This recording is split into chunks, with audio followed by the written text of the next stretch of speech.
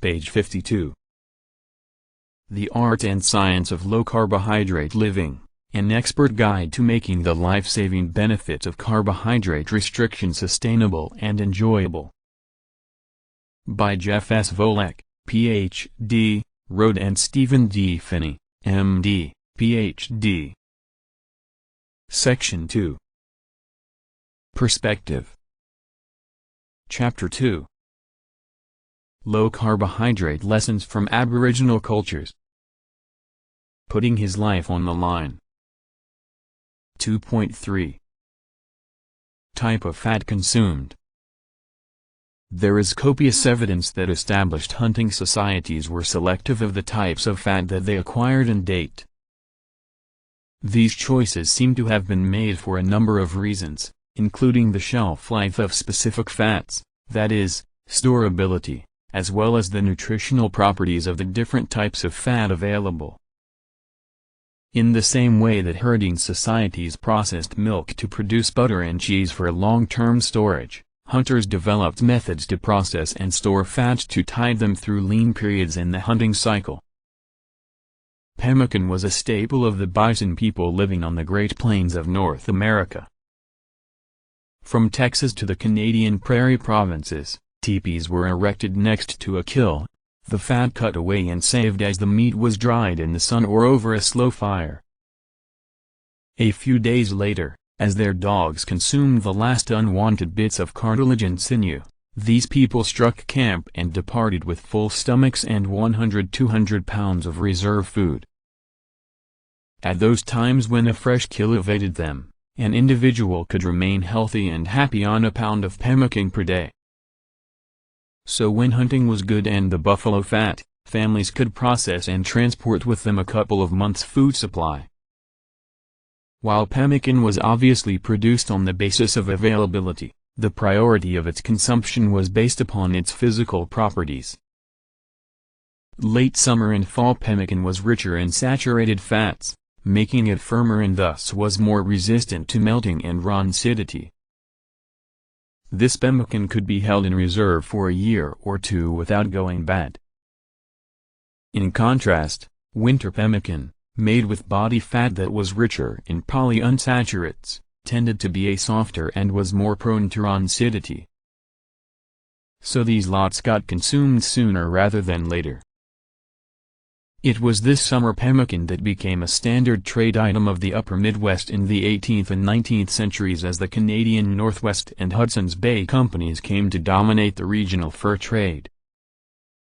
Pemmican fueled the transport of furs out of the Canadian interior in freight canoes, paddled by voyageurs who had no time to stop and hunt as they pushed a total of 3,000 miles up the Strait Lawrence River and Great Lakes and back in a single season.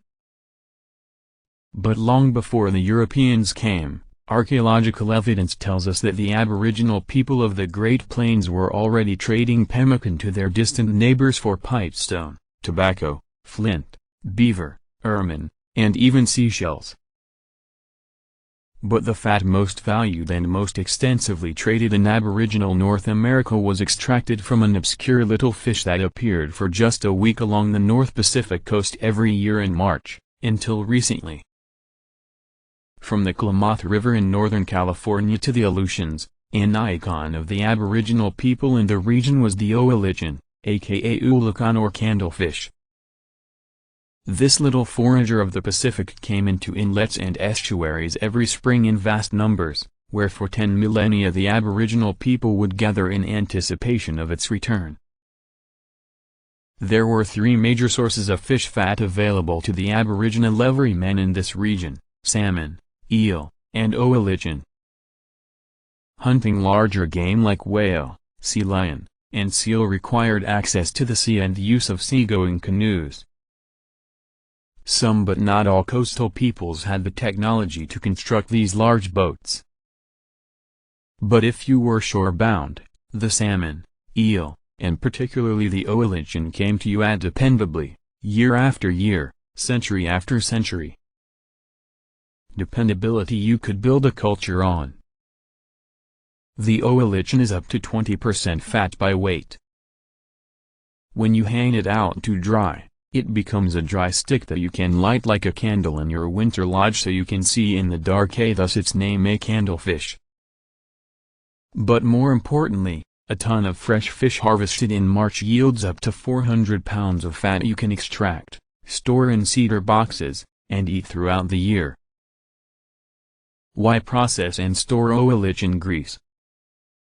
Because not only was it available, it was unique.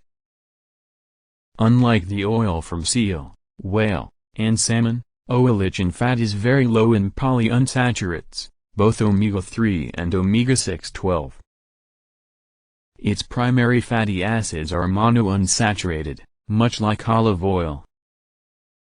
That plus its content of saturated fats makes it a semi-solid at a room temperature, so it was much more easily stored and transported in the bent wood cedar boxes crafted for this purpose by local artisans.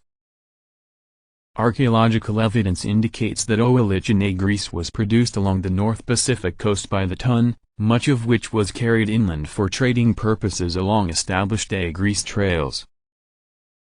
In exchange, the coastal people got beaver pelts, flint, copper, and dried moose meat from inland sources. Some of these grease trails extended hundreds of miles into the interior, and they were used to transport this unique dietary staple inland for thousands of years. So why might this be? Why wait around for a school of little fish when harpooning a single whale or a few sea lions gives you the same amount of fat? The answer is found in lipid chemistry. The more double bonds you have in a given amount of fat, the sooner it goes rancid. Rancidity occurs when oxygen molecules are added to the fat, changing the taste and destroying its nutritional value. The human nose identifies rancid fat as offensive. And seal, whale, and most fish oils go rancid within a few weeks unless refrigerated or stored in airtight containers, whereas oilage and grease, like olive oil, can be stored for a year or more without going rancid. Page 57.